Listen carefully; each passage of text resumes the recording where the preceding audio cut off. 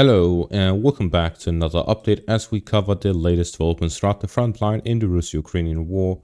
The Russian offensive operations are working in the Avdiivka and Bakhmut directions as the Ukrainians are trying to divert the Russian strength by counterattacking in different sectors of the front line, like in Avdiivka to the north of Soledar and in the Counterattack direction. So we're seeing first off in the direction of Counterattack that the latest reports by the 3rd Azov Brigade shows a video where they are fighting here in the residential area of Counterattack. They were diverted there to deal with the Russian offensive operations, and with this footage we see that fighting is taking place and the Russians were likely pushed out of the city due to the arrival of the 3rd Azov Brigade after they were pushed back here in the direction of Avdiivka. More on that later as we go to the Ivanivske direction, and here the Russians have gotten even closer to the village, to the very outskirts of it, and it is likely that the Russians will look to enter the village in the coming days to try and get control over it. Currently, we're seeing that the main efforts of the Russian forces are centered around Avdiivka or the west of Donetsk in general. And with this latest information, we see that the Ukrainians are sending additional reinforcements to this section of the front line to deal with the Russian advances, as the Russians have pretty much over the past few weeks been unstoppable in this section of the front line, where we see that the advances throughout Avdiivka happened with the full control over the city and subsequent control over the 4 villages to the west of Avdiivka. It is, however, interestingly reported by Ukrainian sources a lot of conflicting news regarding the advances by the Russians here by Avdiivka and Berdishi mainly. According to the latest reports by Syriac Maps, the Russians went on to capture a significant portion of Berdishi, reaching the final parts just southwest of the village itself. They also managed to capture this forest line here between Avdiivka and Berdishi and gain full control over Avdiivka itself. So this means significant success by the Russians here to the west of Avdiivka with the full control over Avdiivka, almost full control over Berdishi, and fighting continues in the central parts of Tonenke, where the Ukrainians hold on to the Dacha area and the Russians hold on to the village itself. Meanwhile, the Ukrainian sources claim that they completely pushed the Russians out of Avdiivka, so a counterattack that succeeded and pushed the Russians completely out of the village. And at the same time, the deep state map claims that the Russians in Berdishi were also pushed out to the eastern outskirts of the village. So far, the evidence they have provided for Berdishi isn't really that convincing. It's pretty much video footage of Russian soldiers moving in an eastern directions, just a few Russian soldiers moving between fortifications, where they then claim that it is due to a counterattack and the Russians are retreating. With this still frame from the footage, we see that in the eastern parts of Berdishi, there's a presence of Russian soldiers,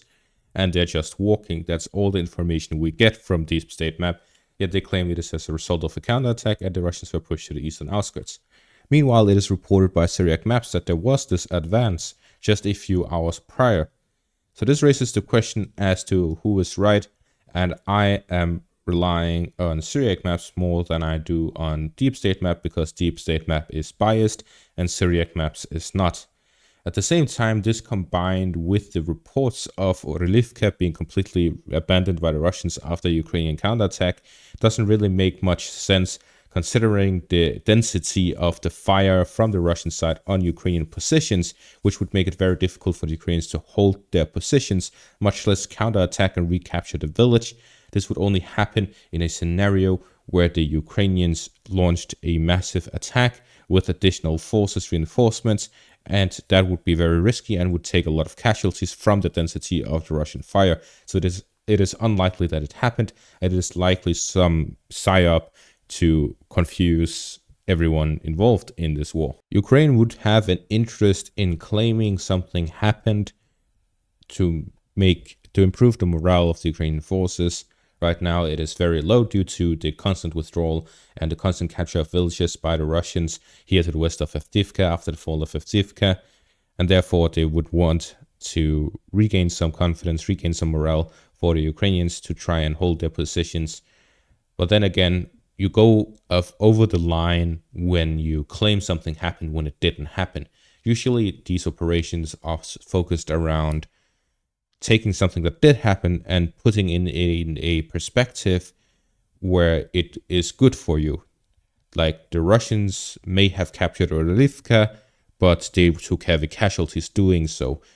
They were constantly under fire. The Ukrainian soldiers took no casualties, something like that, which is something that didn't really happen, but there's no way to disprove it. While capturing Avdiivka by the Russians is something that they so far have provided some sort of evidence for, especially here by the school area, but since then there's been additional reports by reliable sources that they've captured more and more. Even Deep State Map shows Avdiivka as partially captured by the Russians and the rest in the gray zone, while they see the Berdishi area in a different light. Well, this means that even Deep State Map agrees that the Russians have a significant presence within Avdiivka,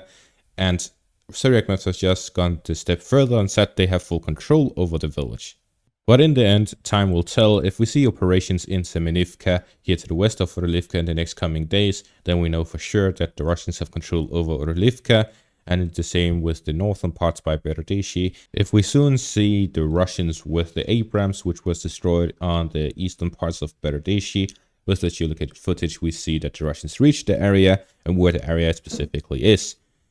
At the same time, we also see that the possibilities of fighting by Semenivka would significantly increase if the Russians have this advancement by Berdishi to move from the northern direction and the southern direction in a pincer maneuver, capturing Semenivka from two directions, while also storming it directly head-on from the east with direct fire support for the Russians storming the village. So with this information, we see that there is significant changes, and it's very difficult for the Ukrainians to hold on to their positions. With the Russians moving through Berdishi in the northern direction, they can avoid the height advantage of the Ukrainians by Semenivka, and the majority of the fortifications are much weaker from the side than head-on.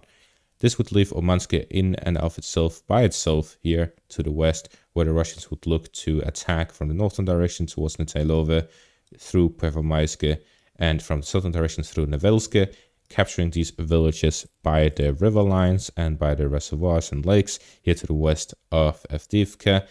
and combining that with attacks towards Umanske, and then moving on to the Ukrainian third line of defense. Moving on to the next section of the front line in the direction of Bakhmut, there's been significant advances within Ivanivske by the Russians, where they've managed to capture the rest of the eastern parts of Ivanivske and are moving through the central parts of Ivanivske to the western parts, and the fighting is not taking place in the center-west, while there is a cleanup by the Russians in the northern parts as well, to the east of the main road in and out of Ivanivske. And with this, we see that there is significant advancements by the Russians in this section of the front line. However, the Ukrainians have sent an additional tank brigade to help defend this village and to defend the area. It is reported that the Ukrainians are putting heavy emphasis on holding on to Ivanivske. So despite the Russians launching massive assaults with additional forces,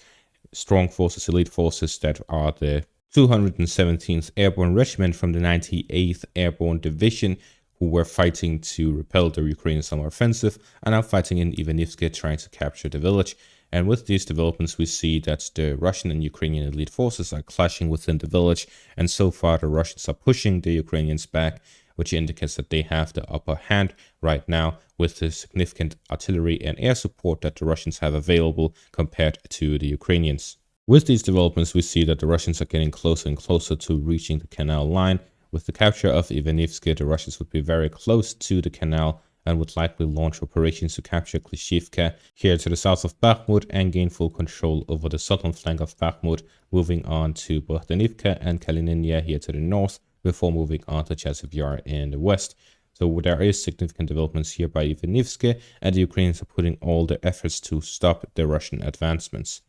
To the north of Soledar, there is this counterattack by the Ukrainians, where they managed to regain some forest patches here to the east of the railways, and this is likely just positional fighting to try and divert Russian forces from other sections of the front to this section to spread them out instead of allowing them to concentrate their forces to launch offensive operations here in the Bakhmut direction.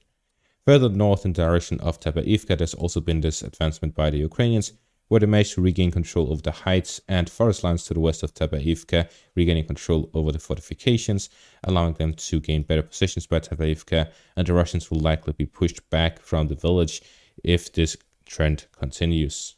And that is all the updates for this video. Thank you all for watching and have a great day.